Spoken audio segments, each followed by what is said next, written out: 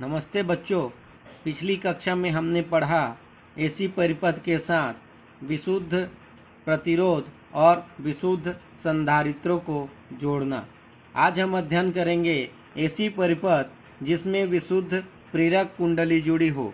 तो माना L प्रेरकत्व वाली एक प्रेरक कुंडली है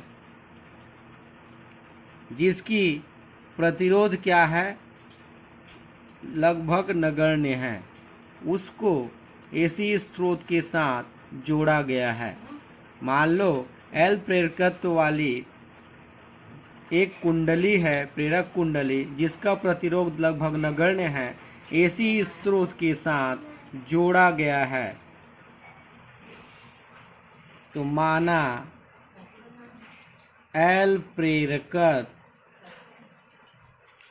वाली प्रेरक कुंडली को एसी स्रोत के साथ जोड़ा गया है, जैसा कि मैंने बताया। और इस प्रेरक कुंडली का प्रतिरोध लगभग 0 के बराबर है, अर्थात नगण्य है। अतः किसी क्षण प्रत्यावर्ती वोल्टेज का समीकरण, हम जानते हैं प्रत्यावर्ती वोल्टेज का समीकरण होता है V = V0 sin omega t। ये हो गया समीकरण 1।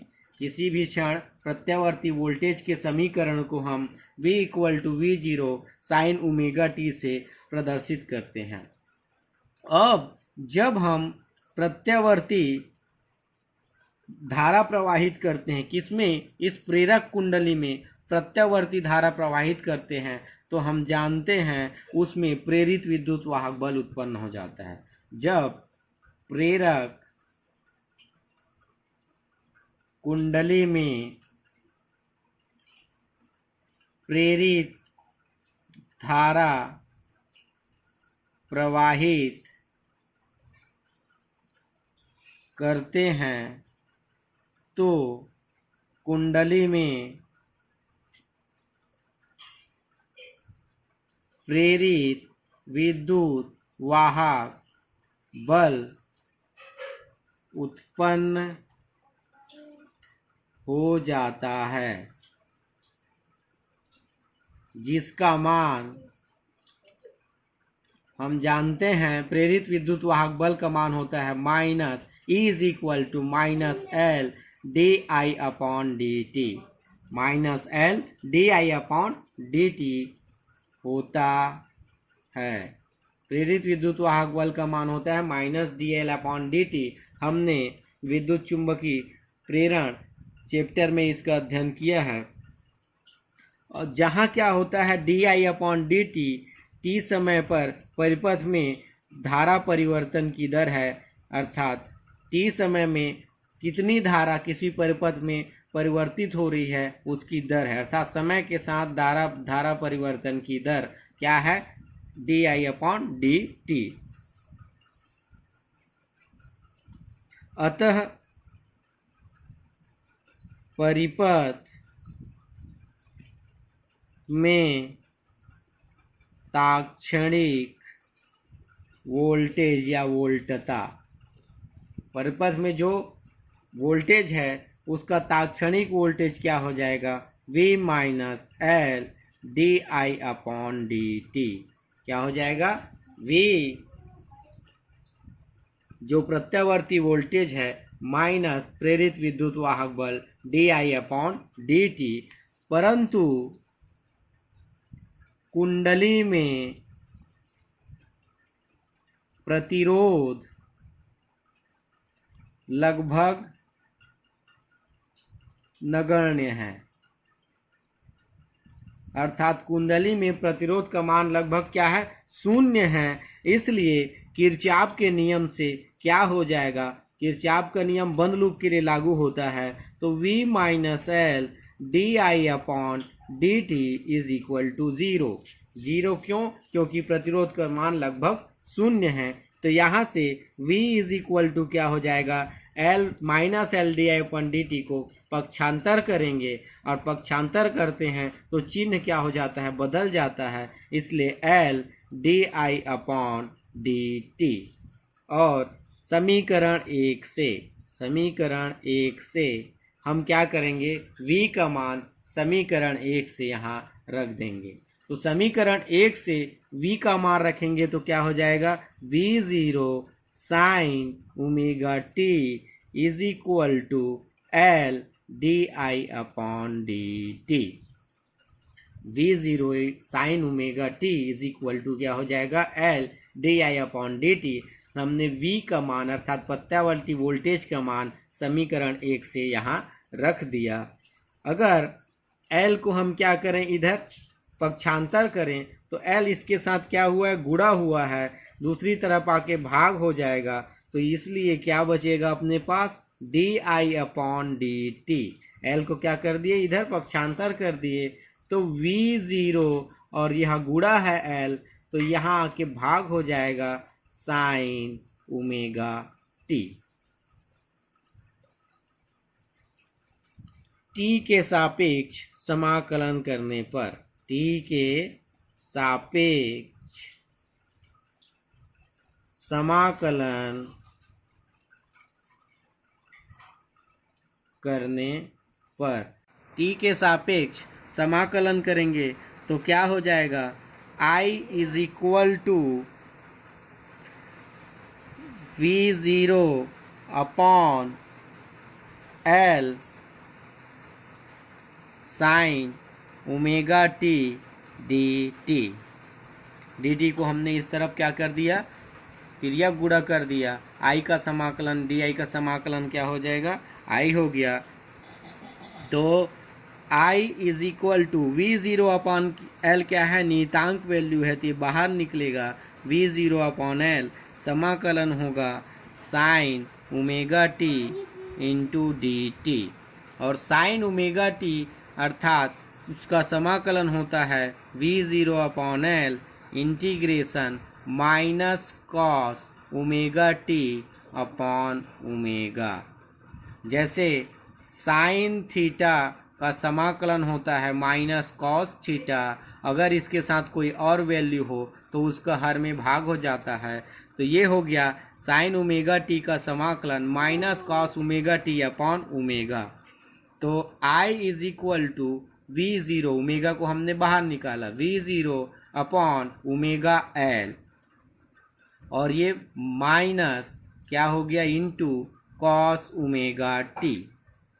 और कॉस ओमेगा टी बराबर होता है कॉस थीटा, जो बराबर होता है sine pi by 2 plus theta. Sine 90 plus theta is equal to होता है कॉस थीटा, और 90 plus theta is equal to क्या होता है, कॉस थीटा। तो यहाँ से I is equal to minus v0 upon omega L into sine pi by 2 plus omega T. यहाँ थीटा के स्थान पर क्या है, ओमेगा टी है, थीटा के स्थान पर क्या है, ओमेगा टी है। अब इसको अरेंज करेंगे तो I is equal to v0 upon omega L minus, ये चिन्ह माइनस साइन के साथ दे दें तो sine omega T plus pi by 2, परंतु माइनस साइन थीटा ये बराबर होता है साइन माइनस थीटा के।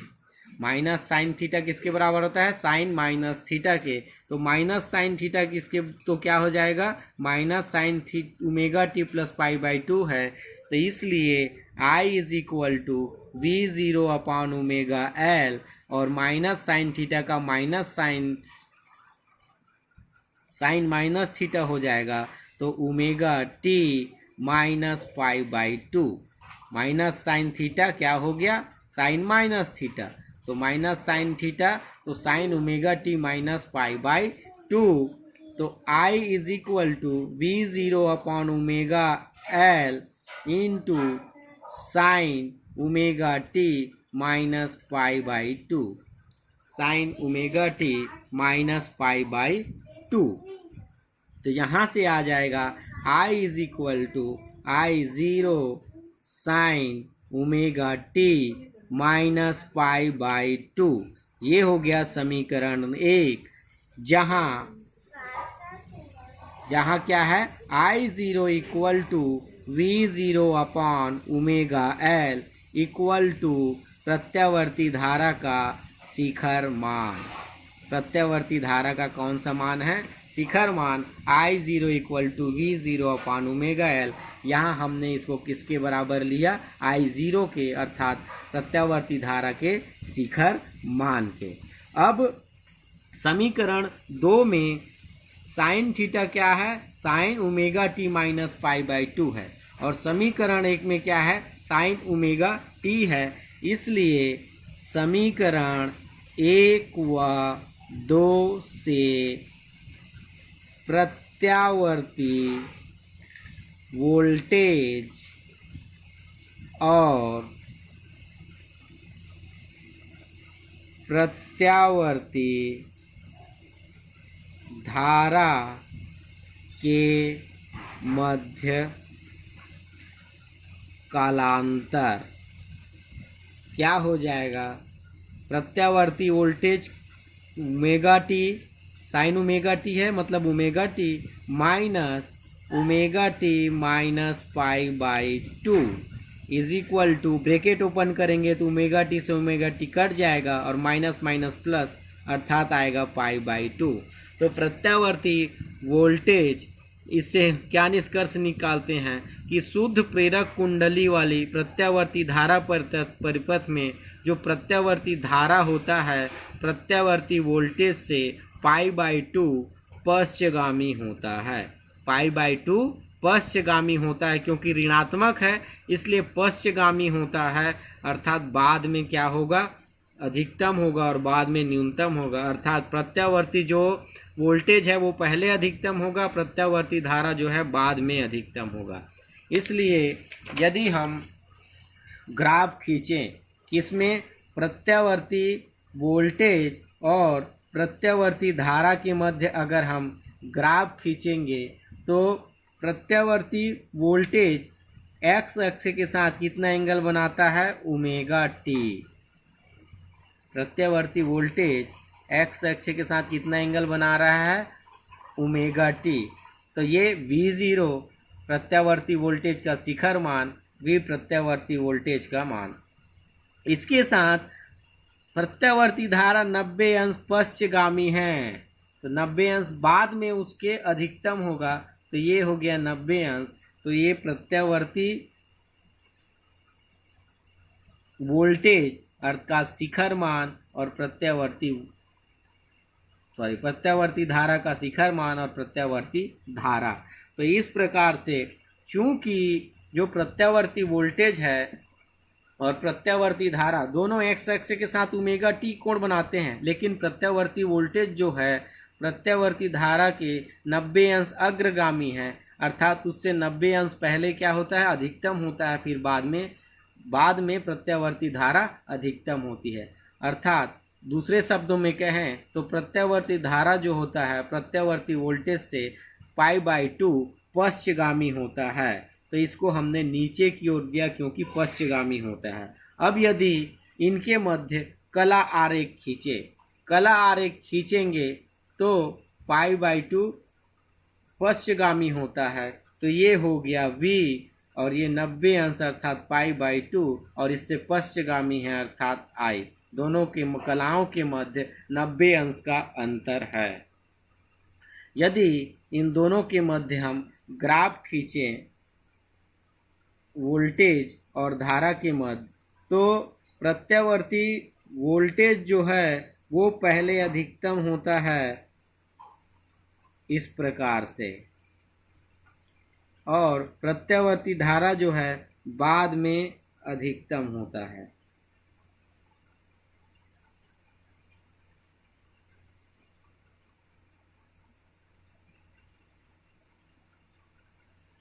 तो ये इस प्रकार से ये हो गया प्रत्यावर्ती वोल्टेज और ये प्रत्यावर्ती धारा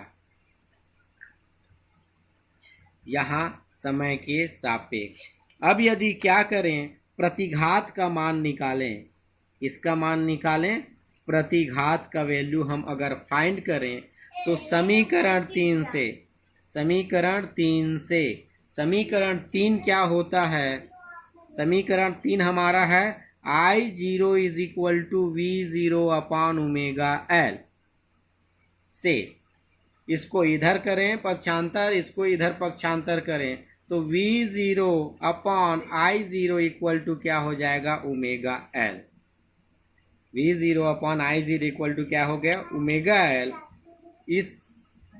इसकी तुलना ओम के नियम V upon I is equal to R से करें तो ओमेगा जो L है वह परिपथ का प्रतिरोध होगा। ठीक है, V0 I upon I0 equal to omega L है, इसकी तुलना हम इस ओम के नियम से करें V अपॉन I से, तो ये दोनों बराबर हो गए, तो R किसके इक्वल होगा, ओमेगा एल के। तो इससे तुलना करेंगे तो ओमेगा एल इस प्रेरक कुंडली वाली परिपथ का प्रतिरोध होगा, जिसे हम कहते हैं प्रेरकीय प्रतिघात, और इसे क्या कहते हैं, प्रेरकीय प्रतिघात कहते हैं। और प्रेरकीय प्रतिघात को किससे प्रदर्शित करते हैं, XL से, इसलिए प्रेरकीय प्रतिघात XL इज इक्वल टू क्या हो जाएगा, omega L. XL is equal to क्या हो जाएगा, ओमेगा एल। अब चूंकि ओमेगा इज इक्वल टू क्या होता है, 2 pi nu is equal to omega होता है, इसलिए XL इज इक्वल टू क्या हो जाएगा, 2 पाई न्यू एल। ये है प्रेरकीय प्रतिघात का मान जब विशुद्ध प्रेरकत्व वाली कुंडली हो, अर्थात प्रेरकीय प्रतिघात जो होता है उसकी आवृत्ति और प्रेरकत्व दोनों अनुक्रमानुपाती होता है। प्रेरकीय प्रतिघात जो होता है आवृत्ति और प्रेरकत्व, ये आवृत्ति है ये प्रेरकत्व दोनों के अनुक्रमानुपाती होता है अगर यह नियतांक है तो ये था यदि ऐसी परिपथ में हम एल प्रेरकत्व वाली प्रेरक कुंडली को जोड़े तो। धन्यवाद।